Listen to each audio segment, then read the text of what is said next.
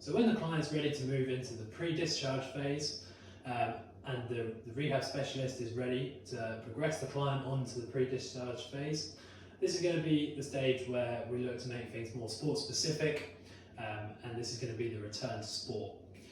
So basically what we're going to do first is we're going to look to include a warm-up. We're going to be using the ramp warm-up. That's raise, activate, mobilise and potentiate. And I'm going to show you a few exercises to do for each of them stages. The reason we're using a ramp warm-up is because it's an effective way to raise the heart rate slowly, prepare for the session and improve long-term athlete development. So the first stage is raise. We're going to be looking to raise the client's heart rate. So we can do this by skipping rope, or we can do this by practicing shadow boxing with some footwork. The next stage is activate. So we're going to be trying to activate core muscle groups, and we can do this with exercises such as the glute bridges, because the glutes are very important in boxing, and press-ups. We activate our triceps and chest. Next one is mobility or mobilise.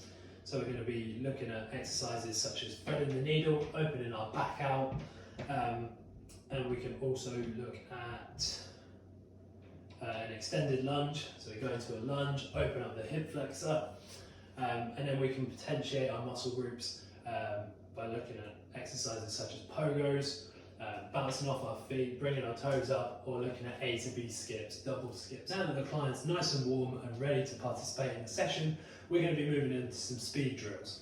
The first speed drill we're going to be looking at is hand speed, and we're going to do this by using a resistance band. So what I'm going to do is I'm going to get the client to hold a resistance band and make a fist like they would be when they're boxing, and I'm going to ask them to do a jab as quick as they can against the resistance that I'm holding against them. So we're going to ask you to hold on to one side, and I'm going to ask you to face forwards, and then throw a punch as hard as you can, as fast as you can. Good. Try and keep control with the movement. Try and go straight forwards. Good. So to progress this, what we can do is we can either stretch the resistance band or use a heavier resistance band, or we can regress this by going back to either we can hold dumbbells, lighter dumbbells, or we can use go back to gloves. The next exercise you can do for looking at speed would be using battle ropes. We don't have battle ropes, but what you'd do is you'd hold the battle ropes in a half squat position and you'd move them up and down as quick as you can. This is another one looking at hand speed. To progress this, you can do other movements. So you can hold the ropes, you can go into a burpee and come up and do another set. Or to regress this, you can just do it together, bilaterally. So you can just go together, up and down, both together. A common exercise that boxers use to improve upper body speed would be using a speed bag. We don't have a speed bag, but what you do is you basically hit the bag as many times as you can, as fast as you can, to improve speed. To progress this, what you can do is you can start to use heavier gloves. You can start to use resistance bands, or to regress this, you can reduce the weight of the gloves, or you can go back to using pad work. A lower body speed drill that we can use in boxing is we can use fast foot taps. So that's going to look like you're going to be in a half squat position, keeping your back nice and straight, and basically you're going to have your hands out in front as if you're boxing. But what we're going to do is we're going to tap our feet as quick as we can, looking at foot speed. So it's going to look like this, as quick as possible. So can you give that a try for me? Good, faster, faster, faster. Good. To progress this, what we can do is we can use a resistance band around the knees. So you just put that around your legs. Just below the knees will be good. And we can do the same action. This is a progression because it's forcing the client to push the band apart and activate the glutes even more. So go ahead when you're ready. Good. To progress this, what we can do is we can do this standing more upright, as it puts less stress on the body. So if you take the band off, I'll just give you a quick go. Good. Another exercise that you can do is called hoppers. So we're going to get down a bit lower than what we did for that one. We're just going to be hopping using our calves and trying to point our toes up as well, just like so. To progress this, what we can do is we can start to add a bit of shadow boxing when we're at the lowest point and start turning. and shifting our body weight. So give that a go for me, please. Good. And to regress this, what we can do is we can just go back to normal skipping. So in terms of sets and reps for the speeds drills, we're looking at 2 to 3 sets, anything up to 30 seconds. If this is their first time doing it, I'd start with about 15 seconds and either progress or regress from there if necessary. So after some speed drills, we can look to do some agility drills. This is going to be using changing speed quickly, and the first exercise we're going to do is 2 steps forward, 1 step backwards using the ladder. So what we're going to do is we're going to jab forwards once, jab forwards twice, and step back. And then we're going to go again and back. And we're going to try and do this as quickly as possible. So whenever you're ready. Good. So to progress this exercise, what you can do is you can start to keep your head up so you're not looking at the ladder and just focusing on that footwork mainly. And to regress this, what we can do is not go backwards, but we can just start going forwards just to get the rhythm of it. The next exercise we have is called fast feet. So we're going to be going in and out as quick as you can. This is going to help you get out of tight situations in a boxing ring, just keeping them feet nice and agile. So whenever you're ready. Good. So yeah, to progress this, you can go along the ladder, and to regress this, what you can do is you can just do it slowly or 1 limb at a time, so whichever's easiest. And then the next exercise is more upper body agility. So it's a similar concept. You're going to get into a plank position, and then you're going to place 1 limb in and out of the ladders as quick as possible. The aim in this is trying to keep a nice straight back, but trying to do the movement as quick as possible. So whenever you're ready.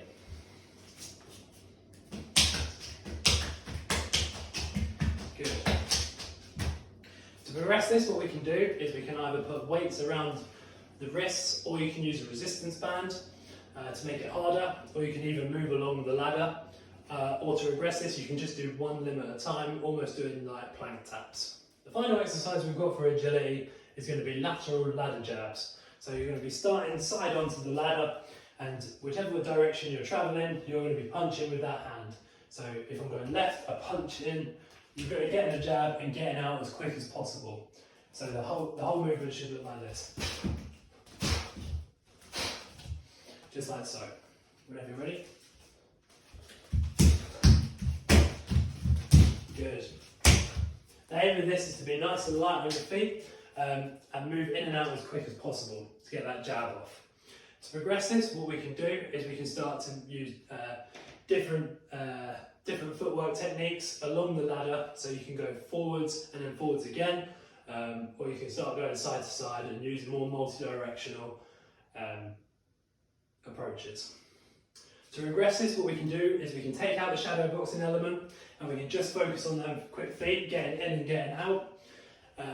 And that's it for agility. So for the agility drills, we're going to be looking at 2 to 3 sets, anything up to 30 seconds, the same as the speed drills. I'd probably start with around 15 seconds again and progress or regress if necessary. So moving on to some plyometric drills for this stage, we're going to be looking to up the plyometrics a bit and make them more sport specific. So the first exercise we're going to do is we're going to be doing med ball slams. But first we're going to be doing med ball throws. So to perform a med ball throw, what you're going to do is you're going to get into a half squat position, and you're just going to push the ball to your partner. This is going to be sport specific, like throwing a punch. You can also do this single-handed as well. So what we want you to do is I want you to get your hands nice behind the ball, and I want you to press as hard as you can towards me. Yeah, that was good. Go again. Good. To regress this, what we can do is we can just ask the client to lean over and press into the ground.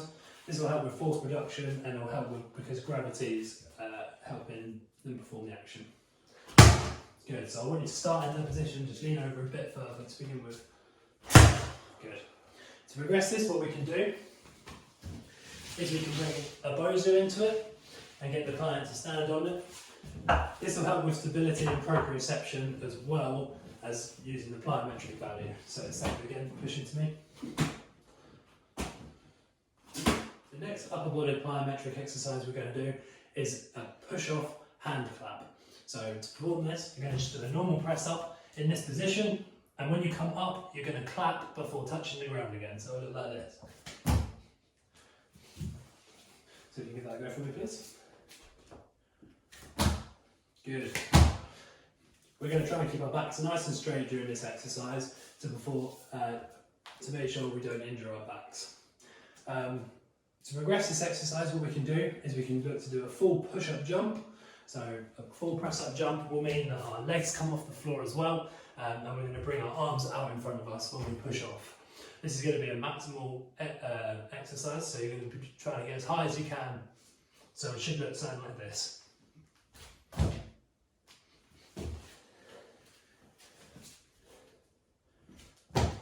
Good. There we go. And to regress this, what we can do is we can start lying on the floor, just like so, with our hands by our sides, and we can just using our hands push off and see how high we can get. Ideally, we want to try and get all the way up onto our knees, but if you don't get there to begin with, don't worry. So it should look like this. With our next plyometric lower body exercise we have are pogos. So we're going to be doing this over the hurdle this time. So hands on the hips, we're going to be bringing our toes up and bouncing over the hurdle. Good, keeping them legs nice and straight while doing the exercise. To progress this, what we can do is we can do it on single leg. This will be a bit harder to keep the legs straight, but it'll recruit more muscle fibres and help the strength shortening cycle to create the plyometric exercise. So if you give that a go, please. Good. So we want to be as light on our feet doing these, and to regress this, what we can do is we can just do it over cones.